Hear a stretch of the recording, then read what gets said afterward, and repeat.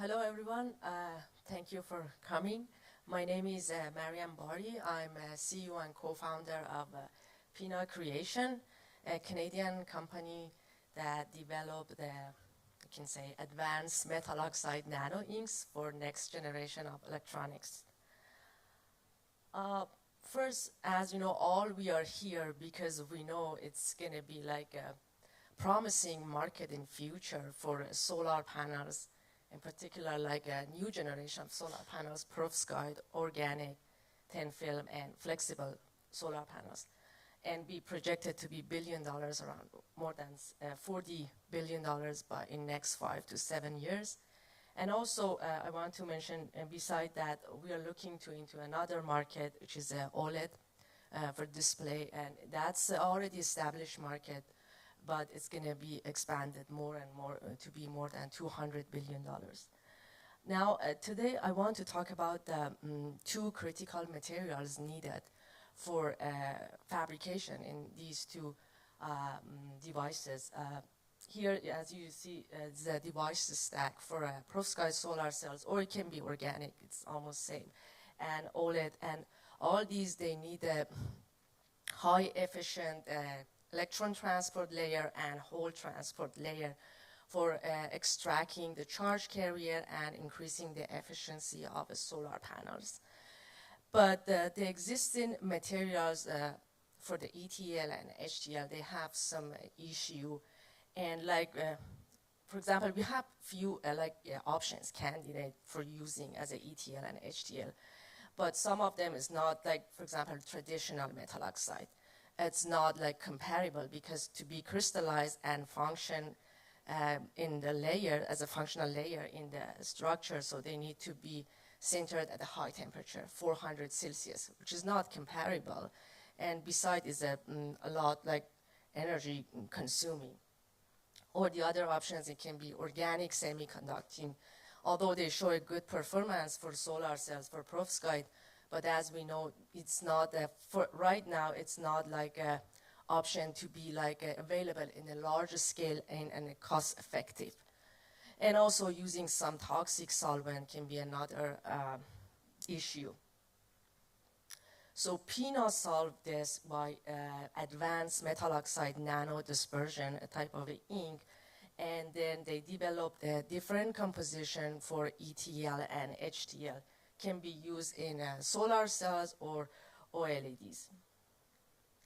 So here we developed a manufacturing process for developing this nano ink, which is this, we start like making this ink from scratch with the new method for developing for the making nanoparticles and then functionalizing and at the end having the nano inks. Our method is a fast, cost-effective and scalable, which is very important because at the end we need to have in a large scale with the consistent properties. And we try to make it non-reversible, hopefully. Here's our products. Our products already in the market. We are selling these products. It's zinc oxide in alcohol solvent, tin oxide in water and alcohol again, and also nickel oxide, alcohol base. Also, one of our future products is it's going to be in transport conductive layer, indium tin oxide in future. And then about these products is available in 10 ml lab scale, 100 ml, or 1 liter. So we are not only like expertise in the nano ink formulation. We have a capability for the thin film fabrication in a small scale or large by slot die coating, blade coating, and also device fabrication and characterization. Here's some key features about our nano inks. As first of all, which is very important, it should be electronic grade. It should work as a thin layer in a nano scale as a functional layer to be able to extract electron or hole in the solar cells. And also, we try to increase the shelf life of the ink, which is another concern for manufacturing And so by now, it's between 8 to 12 months, we can guarantee it to function like good and doesn't like degrade. And the other things is about the solvent. We try to be eco-friendly, not using a toxic solvent. It can be alcohol like ethanol, IPA, or water. And drop-in solution, which is very important. It's just in manufacturing. They can use it for roll-to-roll coating or other techniques, lab scale or large scale. I just put the one example of one of our inks to show you some technical data about our inks, and you can see the difference and the innovation we had for our inks. The DLS result shows the nanoparticle size distribution is below 10 nanometers in a solvent, in an IPA for the zinc oxide. And also, we made a thin film of that and did a TEM image. It shows the crystallized size is around 2 nanometer with a high crystallinity. So we, in a very short time, I can say in a less than 1 year from our first launching our first product, we had a very good traction globally. We have more than 25 projects across 12 countries, 10 manufacturing and 15 university and research center, which is some of them here, but some of them we cannot just disclose because it's a manufacturing. And here we just put some example of our customers. They report their result, and then they compare with their own ETL in the lab. And so they made a perovskite solar cells. They use a water-based, PINA water-based tin oxide, and the performance was similar or higher, up to 20% higher increase in performance of the solar cells. And here's some testimonial from our customers, and just showing what they said. It says PINA inks is a promising and even can push further regarding to the efficiency and stability by optimization of the fabrication coating of the layer. And I just want to share one of the result of one of our customers, which probably most of you are familiar with, the ITERI, big industrial research center in Taiwan, and the characterization they have done for the tin oxide.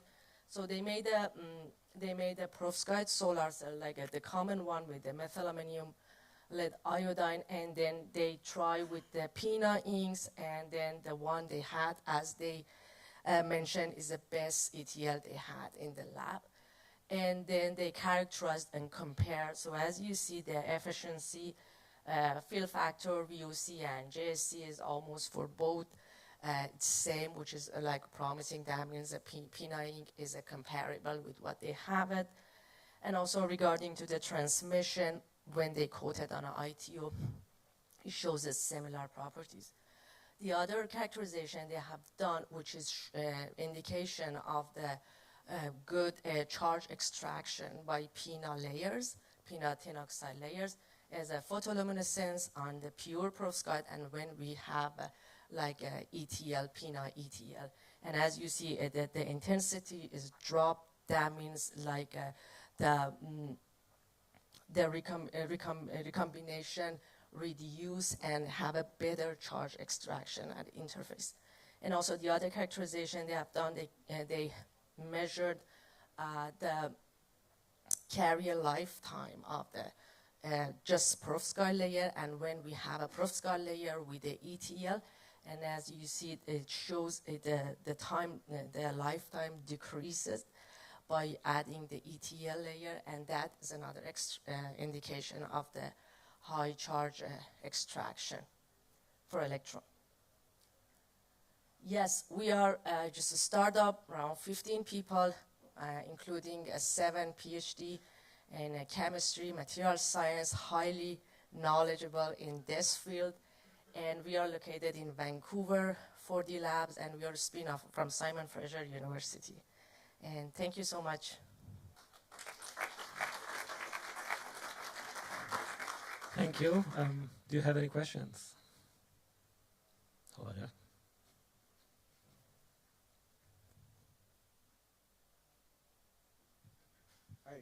Nice talk. Couple of queries. So you said that your inks are either water-based or alcohol-based, right? Yeah. And for example, let's consider it's an HTL or ETL. It'll make a direct contact with the perovskite, right? So I don't know how much is the water content. I mean, I assume it'll be very, very less. But still, then can it penetrate and? No. For tin oxide, we have the solvent water base, full water base, so you can use it in a nip structure. I mean, like on the top of the ITO and then perovskite on the top of that. But if you have a PINA structure or want to like coat it on perovskite, you can use ethanol-based tin oxide. Okay. Yeah. Understood. Yeah. And in slide number 11, sorry, 12. Can you go to 12 or 11, where you compared the IV curves?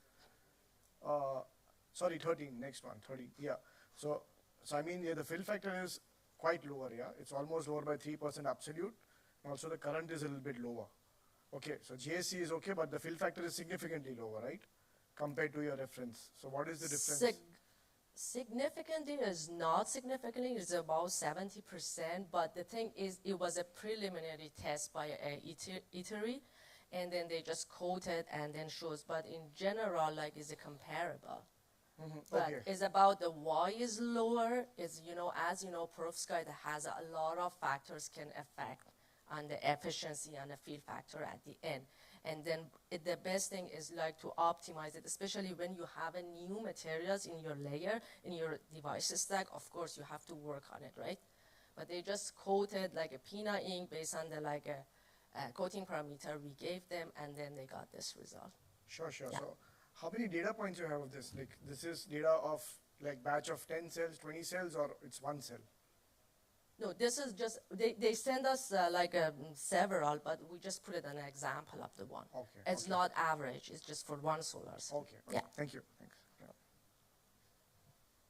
Thank you. Any more questions? No. Okay. Thank you. Thank you.